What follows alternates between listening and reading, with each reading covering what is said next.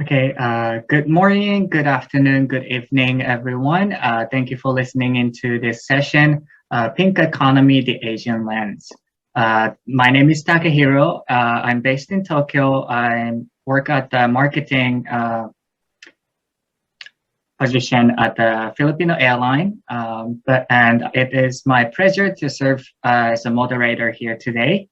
And today we have two panels from Taiwan and the Philippines. They are both leader in business and entrepreneurship. And would like to pass the button to them to introduce yourself. And maybe Jen can introduce yourself, please. Me, Jay? Hi, Takehiro. Hi, Ron. Good morning, good afternoon, good evening, everybody. Hello from Taipei. My name is 𝘕𝘰𝘮. I am the founder of Portico Media and GagaOOLala. For those of you who have not heard of GagaOOLala before, it is Asia's first LGBT movie streaming service that I started in 2017. And it went global. It's a global service as of May 2020.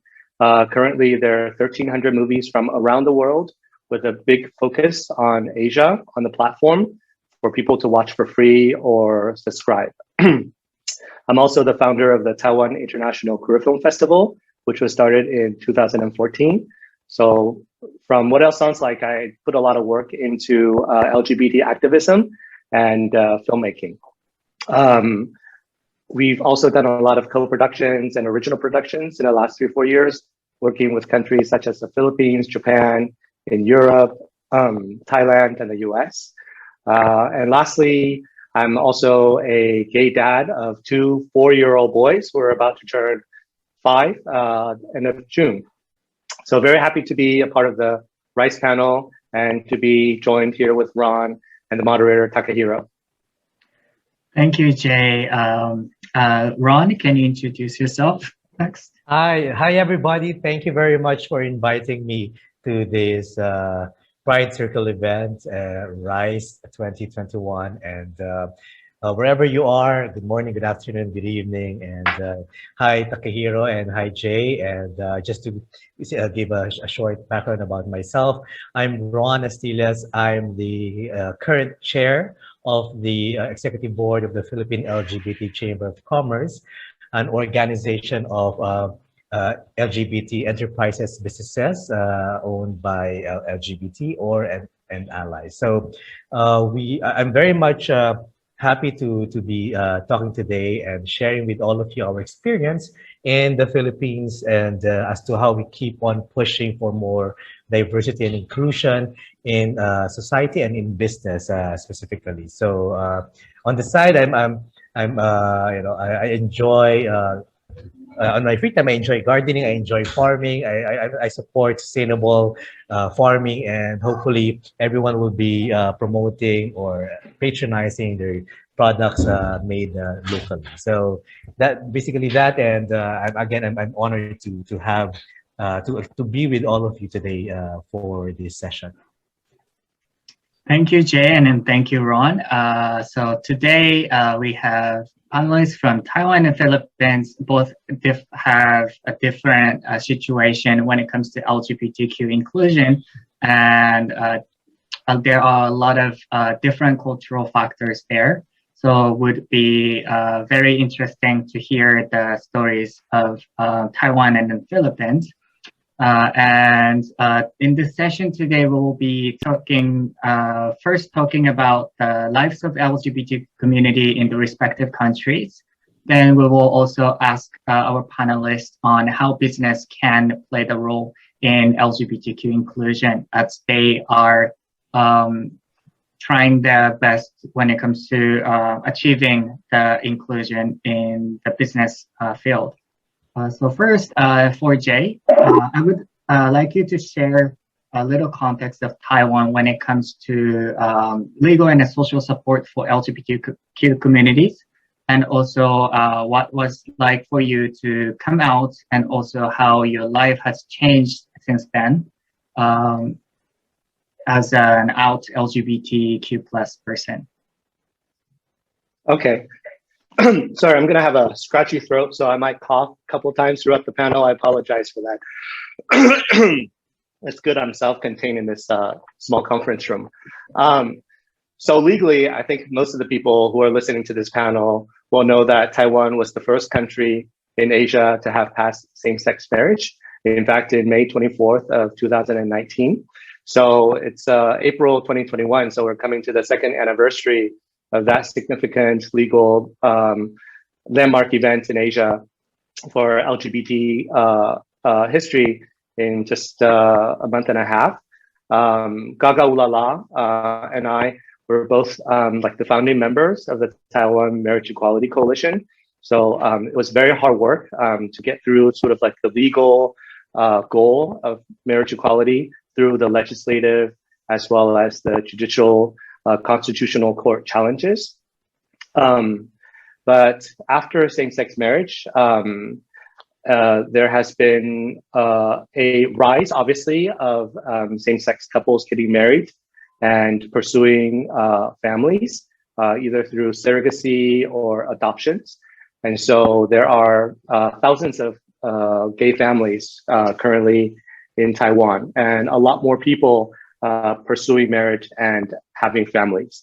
The ruling from the Constitutional Court in May 24th, 2019 left two additional legal barriers that the LGBT community and activists are trying to correct and making headrows on.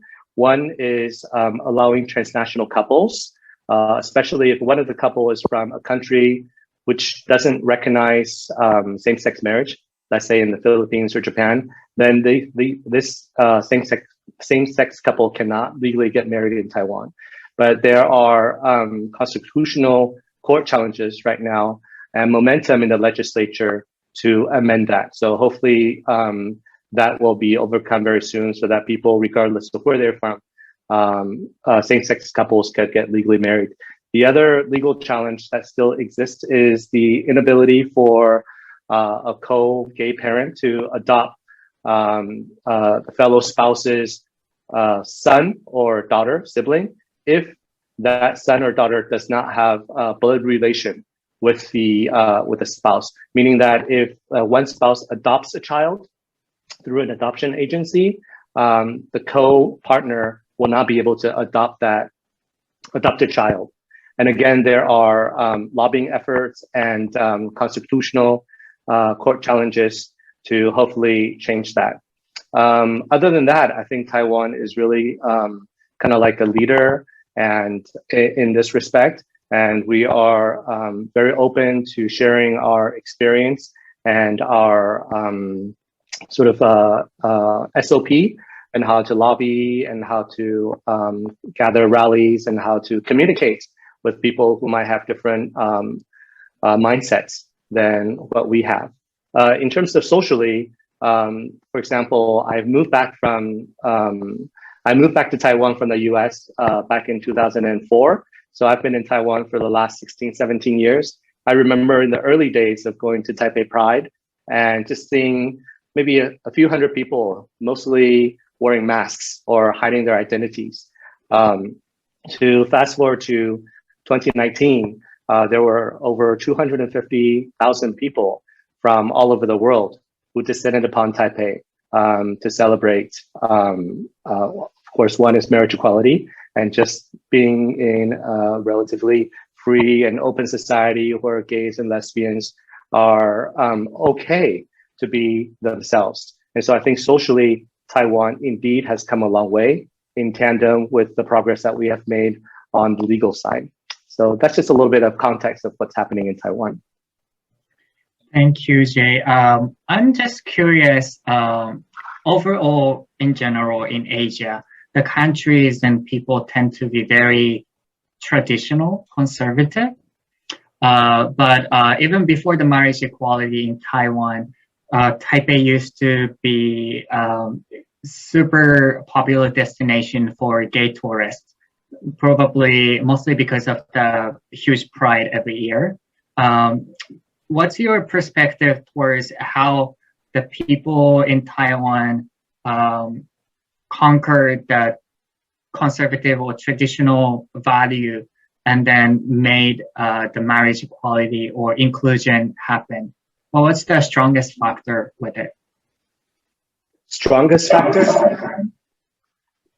Strongest factor, I would say persistence, right? I mean, I think the push for marriage equality did not happen overnight. In fact, the first challenge to change the laws to allow same-sex couples to marry happened decades ago. And so there's incremental progress with a lot of activists or legislators or politicians or even business people, or even like housewives and people who believe in equality and inclusion to voice their opinion, whether it's to their neighbors or to their classmates or to their colleagues or to their constitutional representatives. So it all kind of builds momentum to a point where people became more comfortable to come out of their own shells, to be out in the workplace, to be out in the public sector, and to be comfortable as a straight ally to support gay causes without feeling backlash or discrimination. So it takes a lot of time for that really to happen. So I would say persistence is very important. And two, I think representation. I think, especially coming from a media person, I think representation in media is very important. And so there's been, especially in the last 10 years, a lot more visible celebrities and films and TV series, whether it started from the West first and it got imported here, or it became more organic, local stories and local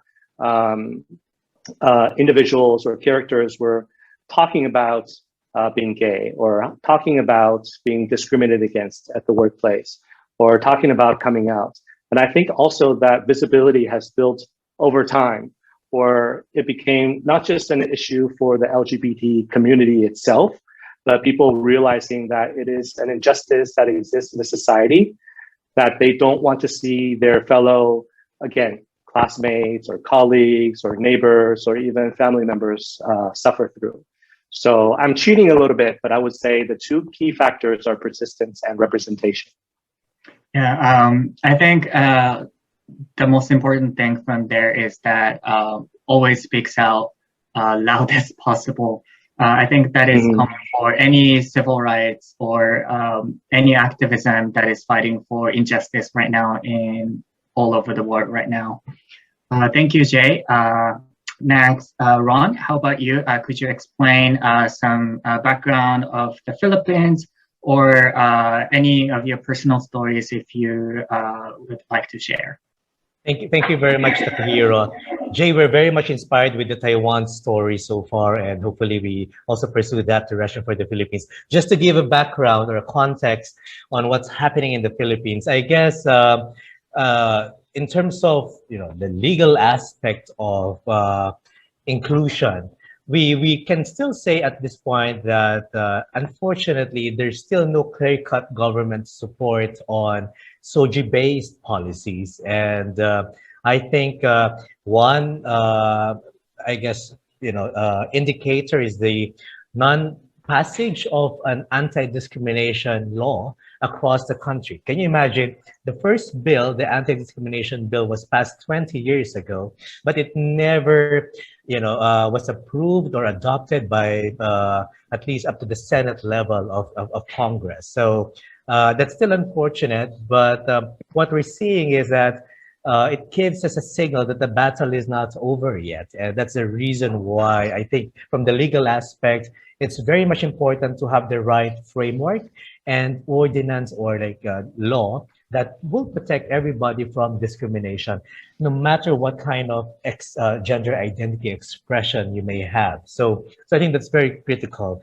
And it's just one step, which eventually may open up to other, human rights issues, such as equal marriage and, access to healthcare and I guess adoption, etc. So we're just moving slowly, but it's despite of this, what I can say is that in terms of the pockets of success, we had some ordinances in some regions, some provinces, which actually promotes or prevents discrimination based on 𝘰𝘃. SOGSC.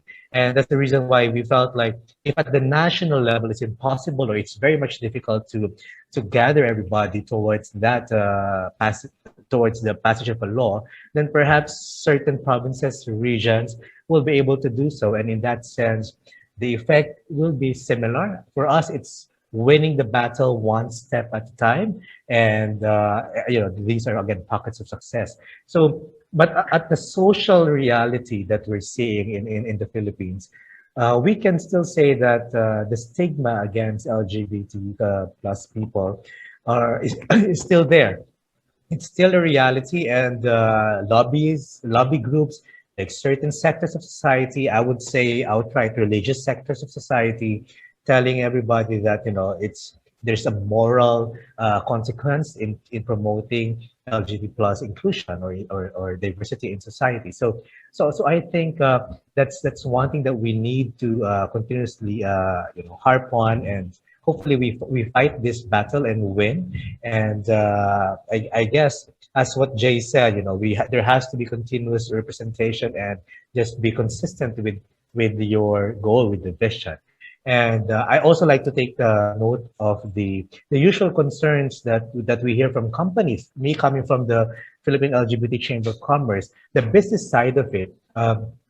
Sometimes, we still hear stories where companies would say, we'd rather not focus on LGBT issues at the moment. These are peripheral concerns or on the side, as opposed to the usual ones like hitting our bottom lines for a corporation, making sure that that we focus on our delivery, product development, which I think is sad to hear, because they forget that businesses will not run if you don't have people. And with the diversity of people that you welcome, there will always be diversity of thoughts, of ideas, of how to solve a particular problem. And that is one thing us in the chamber would like to continuously tell everybody in public, that the business sector has a role in as much as the government public sector has its responsibility to pursue or promote more inclusion in the community. And so in the end, what we see is like,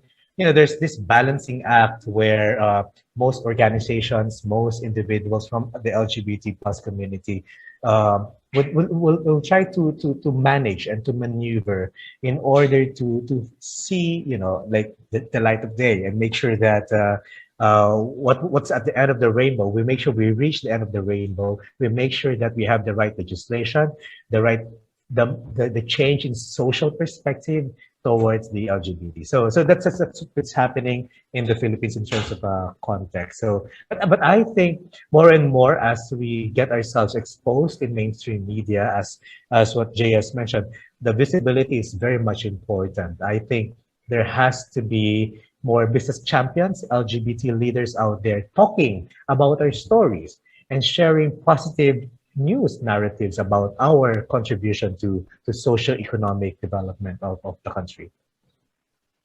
Thank you, Ron. Also, what I think interesting about the Philippines is that almost 80% of people lives in Catholic. And as you mentioned earlier, there are still certain demographics that protest towards LGBTQ equality.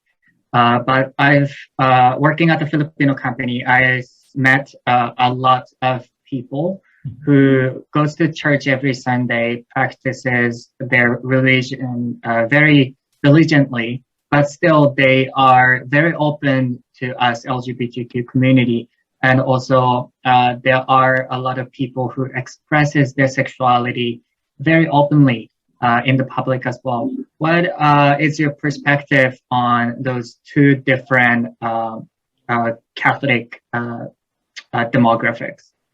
Well, what I can say is that ultimately the lesson that we get from it is that the advocacy for inclusion and diversity is always personal. It's in as much as people have their religious beliefs, you practice your own religion, you do what you should be doing. It's your personal relationship, and ultimately we will not judge you for doing that.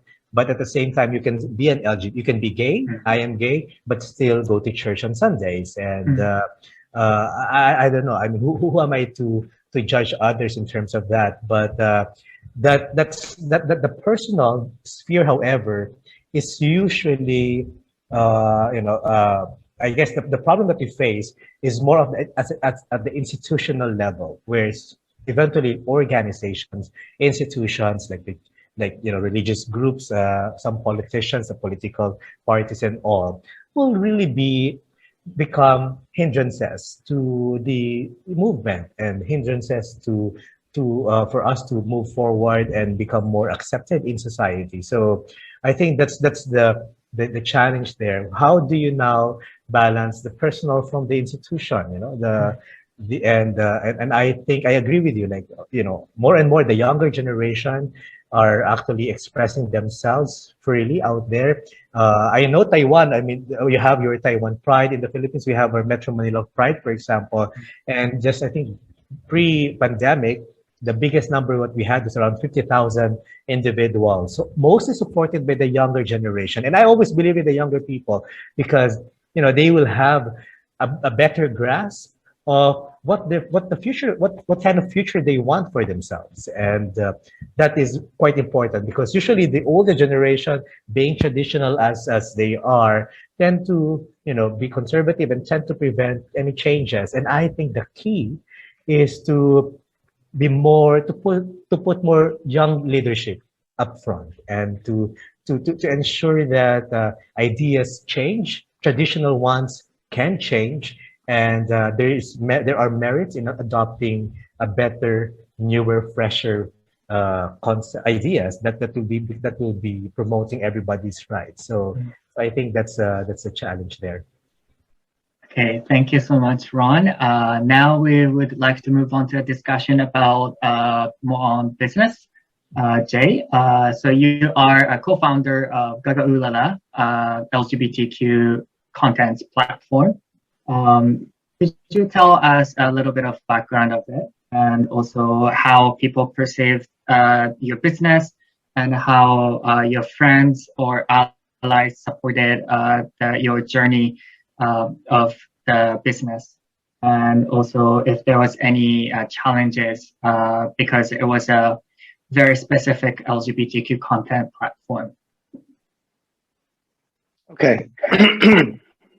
So as I mentioned earlier, I started the Taiwan International Queer Film Festival in 2014 while still running Portico Media, because being a gay media executive, we could say, I felt like I wasn't seeing a lot of representation in the traditional media platforms and channels. I mean, in our theaters and our TV and also online. And being working in media and focusing on distribution and having connections to filmmakers around the world who might have content that I think would add value to opening people's hearts and minds, I decided to create the Taiwan International Film Festival in 2014. And it was quite well received because there are a lot of people from the LGBT community as well as straight allies who supported this initiative. And a lot of movies that have not been presented before. So I was the director for the film festival for 3 years. But in these 3 years, I realized there were a lot of people in other parts of Taiwan, especially in the more rural places, like non-Taipei, non-metropolitan areas, who wanted to come to the festival, but just couldn't have the time to make it, didn't have the money to travel so far for just a screening.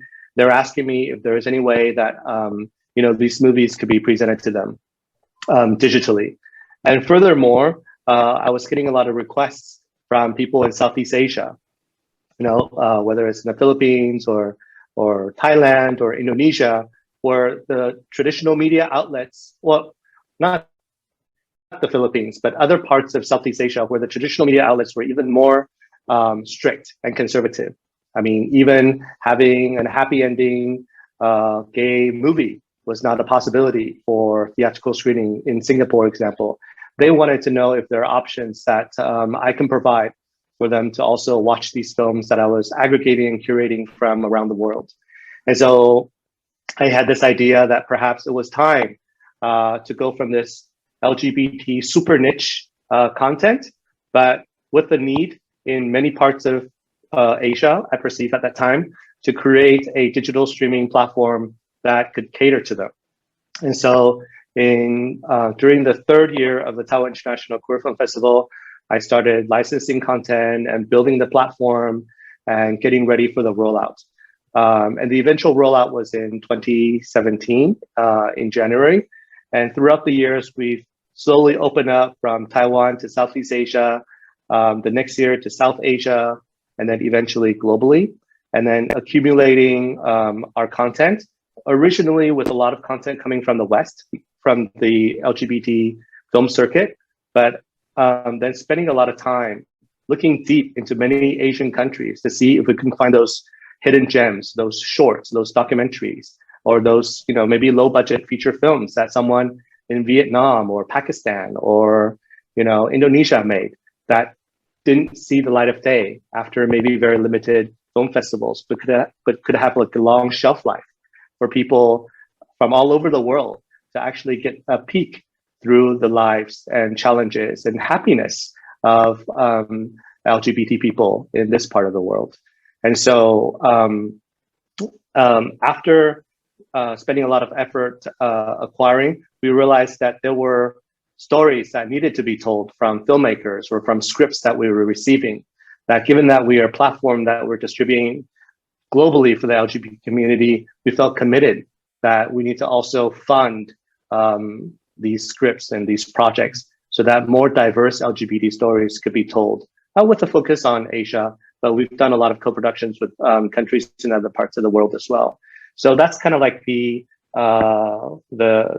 sort of like a trajectory of how GagaOOLala came to being. And our ultimate goal is to really create a queer filmmaking ecosystem where there is distribution, where there is production, and then there is either, media partners or our own self-media that are promoting this within the LGBT community and hopefully beyond. And then also hoping that our platform can service and partner with LGBT NGOs and organizations for which we can be that representation or visibility to help push their causes, no matter where they are in this world. So that's just kind of a brief overview of the mission statement behind GagaOOLala.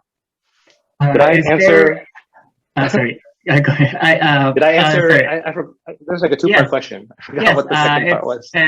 It was great. I also would like to ask if there has been enough appetite for LGBTQ content in the region or worldwide even, or is it still growing, or do you think it's gotten at the point that we can call it a mainstream? Oh, I don't think we can call it a mainstream anytime soon, but that's also something that I think is a very long-term trajectory. I think we need to build our base first. And the bases that we have, the major markets that we are focused on actually are markets where we actually invest heavily in original productions as well. And in Asia, they are Taiwan, obviously, in the Philippines. We've done several original productions with the Philippines, and that relationship and that sort of like integration will strengthen. And also in Thailand.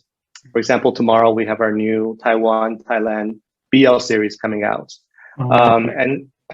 And after launch, we noticed that actually there's a huge appetite from the North American market for LGBT people who are interested in seeing different faces and different stories and different narrative, not just the North American perspective. And also, I think from the Asian diaspora who are interested in taking a look back at authentic LGBT stories coming out from Asia. So it's not taking off everywhere, but we do see there are pockets of fast growth. And overall, it's still growing rapidly because it is quite a unique service that doesn't have too many other competitors offering the same type of content. Yeah, it's great seeing even my friends from Western countries talk about Asian BL series. I think it's Yes. a very good representation of Asian gay LGBTQ community. So hope Yeah. to see more of that trend coming up in the near future. Now next to Ron. If I could just add yes, please. one very quick thing on the BL, since you have mentioned it, Takehiro. That's Yes. kind of like the step going from LGBT community to mainstream. Because Right, for those right. who are listening here, who may or may not know, but BL is like TV series or soap drama that focuses on romantic relationship between gay men or between men, but it's actually catered mostly towards straight women. Right. And so in Japan, yes, especially the comic books are so popular among what we call otaku, the nerd, geek, straight woman. Yes. Yeah, and so that's kind of how we are seeing the expansion of our service, catering to not just the LGBT community, but now it's like LGBT community plus BL fans from around the world. It's a very interesting development that should be a panel all in and of itself at another time. Right. Yes. Okay. It's a phenomenon. Right. Thank you, Jay. Ron, could you explain about your organization of Philippine LGBT Chamber of Commerce, how your friends and families or allies supported, what are the activities you do as the chair of the Chamber of Commerce? Thank you very much, Takehiro.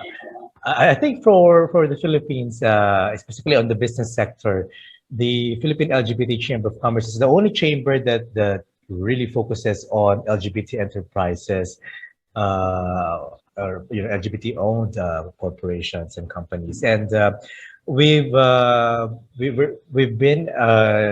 with the community for almost like 5 years now, and I know it's a growing association of industry players. And what we focus on really is, number one, to make sure that the workplace environment is safe for everybody.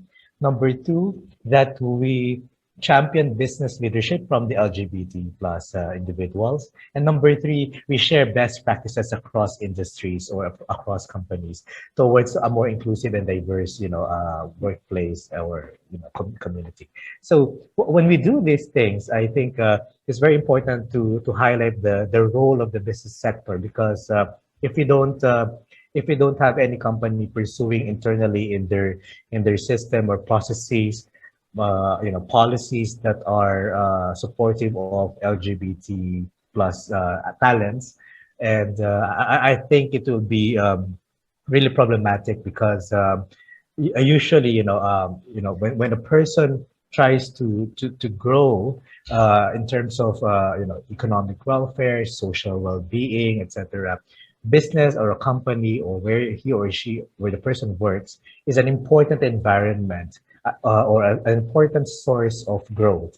And that source of growth has to be inclusive, has to accept who the person is, has to promote the talent and the skills of a particular person. And if that is not happening, I think it's really moving backward. And that's the reason why in the Philippine LGBT Chamber of Commerce, we try to understand what is the state of play rather among corporations in the Philippines? Can we really say we're inclusive? Can we say we do not discriminate?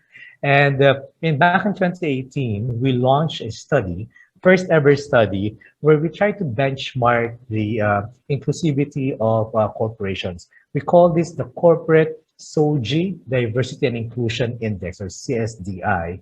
And what we found out in that study, out of 100 corporations that were included, was that only 17%, in terms of data, 17% of these corporations have implemented or have adopted inclusive and diverse policies. And most all of them, the 17%, are actually foreign headquartered.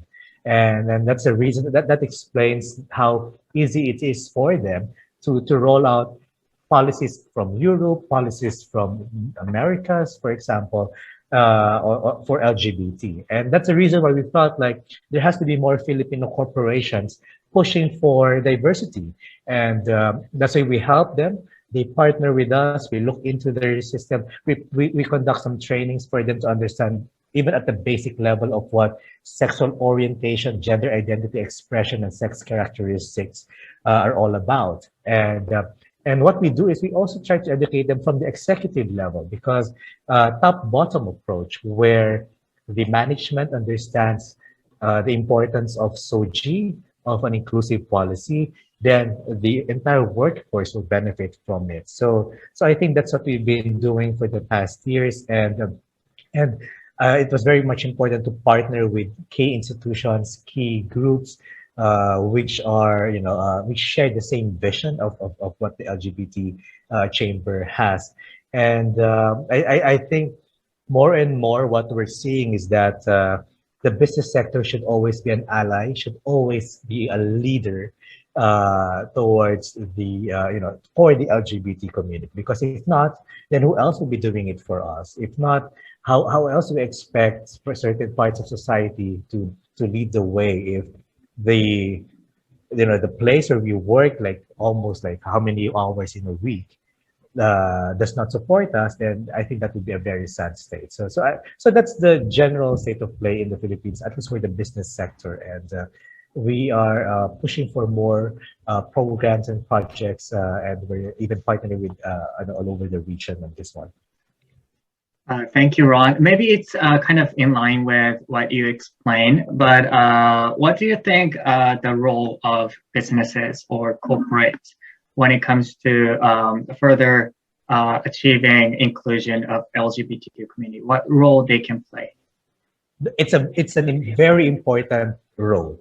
If you look at, again, if I just may compare public sector and the private sector, usually things move fast in the private sector. And when we can take advantage of that momentum and implement inclusive policies through the companies or the corporations, what happens is the public sector looks at it and understands, like, hey, if this is happening on the ground, then perhaps there has to be an overarching regulation or rule that should be protecting this particular growth. So I think in most cases, when the digital economy, developed, when cross-border trade happened, it was not about government doing it. It was really about the private sector, taking the lead and ensuring that seamless transactions, seamless trade happens, and innovation also enters the picture.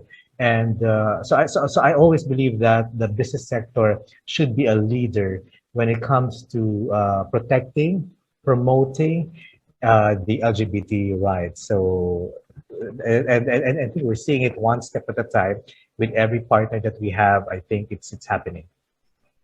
Thank you, Ron. Jay, could you also comment on how the businesses can play the role in inclusion, and also if you could briefly mention how the corporate efforts towards LGBTQ+ community in Taiwan are like? Just like Ron was saying earlier, I think a lot of the MNCs, the multinational corporations, which have adopted the global sort of diversity and inclusion policies, are the ones that are like shining examples of how to be inclusive in the workplace. And I think these MNCs, although they're headquartered elsewhere, does have a very positive influence on the local corporations and the local sort of business leaders to make them pay attention. Because if these MNCs are attracting the best talents, and if they're getting the best consumer loyalty and affiliation, it is a very quick way to get business leaders to also, from a self-interest point of view, if nothing else, to adopt, because they also want those top talents to feel at home in their company. And they also want to attract consumers that believe in equality and inclusion. I think there was a study done by GLAAD, an organization in the US in 2020, whereby even straight allies, over 80% of them identify with brands that are supportive of LGBT rights. And so this overarching brand image is something that business leaders are also should be concerned about and do implement as well. And not just to be very superficial about that, but sometimes the businesses are motivated by competition, by market. And so those forces, we're strictly talking about that does have an impact. And I think in terms of business leaders, they are leaders in a society and a country, just like religious leaders or political leaders. So if there are business leaders who come out and stand for diversity and inclusion, or stand for same-sex marriage, or stand for gay rights, I think that speaks volumes, especially if you have like a local business leader who many people might not associate with being very open-minded, comes out and say that, as a tech leader, for example, in Taiwan, or as a traditional manufacturer leader come out and say that. I think it impacts many people who normally would not be swayed, because they look up to that business leader as someone who's successful, who's influential, and who must have his mind or her mind in the right place. And so during these past few years, there's been a lot of courtship, and lobbying to have these tech giants and business leaders come out and stand on the side of the LGBT community. And they have had dramatic effects on some of the constituency that otherwise might be not so easily swayed. And also we're looking more and more for out business leaders to come out and be counted, just like Tim Cook, for example, with Apple. I mean, his coming out has had a global impact in people's imagination of what gays might be able to accomplish in the business or in the tech world. And so if we can have more and more of these Asian business leaders come out, whether they're straight allies or actual LGBT, part of the LGBT member, I think it's going to have a rippling effect throughout Asia and beyond as well. Thank you, Jay. It's really, since most of people spend more than half of the day doing work, maybe not more than half, but business is a large part of our life. So I really believe it's important that my employer or the companies out there really considers the quality of life of every single one of their employees, no matter what their sexual orientation is. So it was really great to hear such comments from actual business owners and entrepreneurs during the discussion. And I would like to have your any closing comments based on what was being discussed from Jay, please. If there's anything you can encourage our audience. Okay. So I think this panel is on the pink economy. So if we're looking at the number of people who belong to the LGBT community globally, and if we count maybe 7.5 or somewhere between 5 to 10% of the population as LGBT, the LGBT community would be either the third or the fourth largest economy in the world. I think according to Credit Suisse, somewhere around like 5.6 trillion US dollars. So that's a very sizable population and a very sizable voice. I think what's important now is for this very, but obviously we're not a nation and we're not all living compacted together. I think the challenge for everyone in this panel and also for us on this panel and also the people who are listening to this panel is find ways to connect together so that we can really have this global community speak in more unison to demand for changes in rights or to demand for greater diversity at work, to make sure that business leaders are not only doing lip service, like I said earlier, for diversity, but truly and fully adopting it and caring about every single member of their staff. And it's not just a branding exercise, but it's something that they hardcore believe in as well. And so I think my message and final words on this is, yes, we are jointly a very big spending power and a very big population, but we're all going through different levels of social, medical, economic, and political challenges. But we also live in a digitally connected world. And so the challenge on all of us is to find a way to queer up the volume and to figure out a way where we can access each other's resources and experience so that it's not every single time creating, inventing the wheel, but we're building on foundation after foundation so that one day, you know, we could really be free and connected. Yeah, that's my keyword, connection, connected. Thank you, Jay. Ron, also, if you have any final comments or messages. Thank you, Takehiro. I think if I may end my message today, it will be about pride, Pride. I think, you know, the first one is really P for present. We have to take space and be present wherever we are. I think that's the challenge, or my call to the LGBT people, is that just always take space. Make sure that whatever you do, you are recognized, or that you tell them that you're LGBT and be proud of it. R is that also there has to be recognition that you cannot do it alone, that we have to do it as a group, as a community. And that's the only way forward, because protecting an individual's right is actually protecting a community's right. So there has to be that thinking that we do it and recognize the effort or the benefits of doing this together.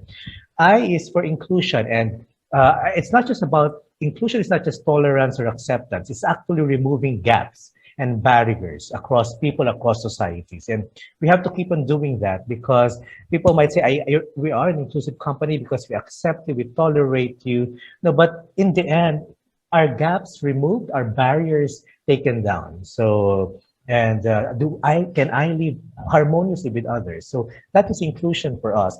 D is for diversity. What is diversity?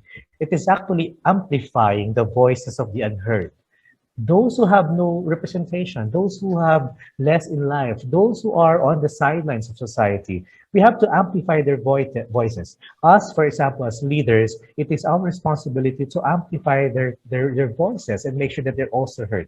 That is diversity. And ultimately, E for empowerment, that whatever we do, it's a story about empowerment. And you as a person, we as a group will always have the we always benefit from an empowered society. So I think that's what I'd like to share for this particular session. And hopefully we keep these in mind and make sure that in little things and in the big way that we do, we are always pride, and we always are proud of the pride that we show. Thank you, Ron. Now, as we close the session, Pink Economy, the Asian Lens, I hope you all, audience, learned anything or gained any new perspective about how the respective countries has been putting their efforts into inclusion. And please give our panels, Jay and Ron, virtual clap and virtual applause. And hope you all will enjoy the rest of the conference today and tomorrow. Thank you so much, and have a great day ahead. Bye-bye.